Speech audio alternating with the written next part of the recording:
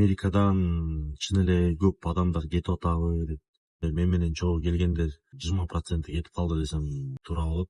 Негиз үй бүлөсү же болбосо баягы үйдө жалгыз бала болгондуктан, мисалы, кой мен үйгө барышым керек, мен уже ата энем карып калды. Үй бүлөсү менен келип, приспосабливаться эте албай, Американын жашоосуна көнө албай кетип калгандар да, кыска программа менен келгендер бар да.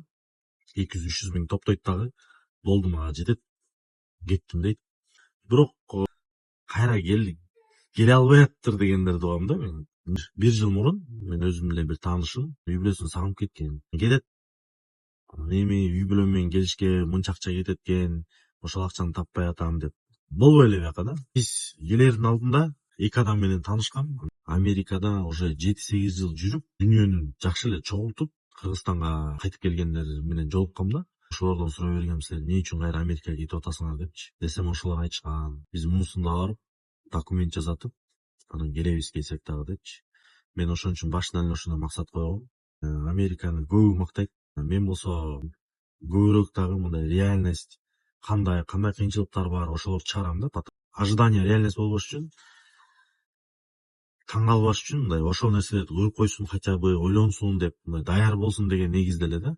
Комфортный жашоого, машина, жанакындай бир телефон, элементарно мына бүгүн акча жок калды, компанияга чалдым, бир чай пайга эле да, бир жумалык мындай майда чүйдө магазинге кирип, сушняк алып, там бир нерсе алып жеп турасың да, мындай ошого бир, мисалы, $200, аванс $500 десем которуп коет да, жөн элечи мисалы. Кыргызстанда ал целый айлык болуп атпайбы? Американын эң плюстун бир жерлери ошо чыктың, сен билесиң да, любой убакта сен ачка калбайсың. Сен чыгасың, иштейсиң, достойный сен акча табасың да. Бул жерде максатты билиш керек да, сен эмнени каалайсың, канча квартира керек, канча сага дүйнө болгондо сен ошондо мындай токтойсуң же вообще токтош керекпи деген философский сөздөр көп айтып отурсачы, адам баласына негизи эч нерсе жеткен эмес, жетпейт да.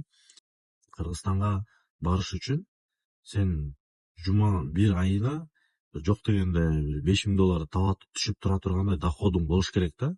Достойный бир эч кандай эч нерседен нуждас этпейм деген жашоо кааласаң, потому что сен Америкага келгенсиң, эмне үчүн? Ошол бир жумуш издеп, 40 000 50 000 сомдук айлыкка иштеп, жаның чака чөйсөң бияка жетпейт. Мен кесир сүйлөбөй элем, мен өзүм Кыргызстанды жакшы көрөм, Кыргызстандын патриотубуз деп өзүбүздү эсептейбиз. Кыргызстан өнүксүн деп каалайбыз, бирок кандай айткан күндө дагы бүгүнкү күндө ал нерсени бизге биздин мамлекет бүгүнкү күндө бере албайт. Бир нерсе кылыш үчүн акча керек да. Акча жок, сен эчтеке кыймылдай албайсың. Акчаны топтош үчүн бул эң быстрый способ бул за граница болуп атпайбы? Бир улутка бир территория таандык эмес да. Бул адам затына дүйнө жүзү берилген.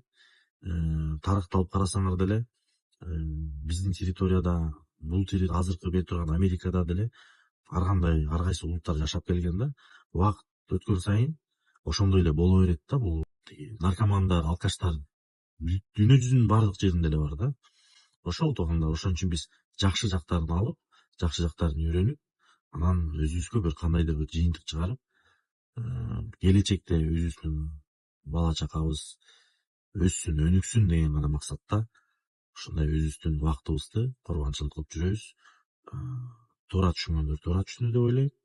Оюңар болсо комментарийге жаза кеткиле, подписка таштап, жана ошондой эле бул видео менен бөлүшкөнгө унутпайбыз. Салам алейкум.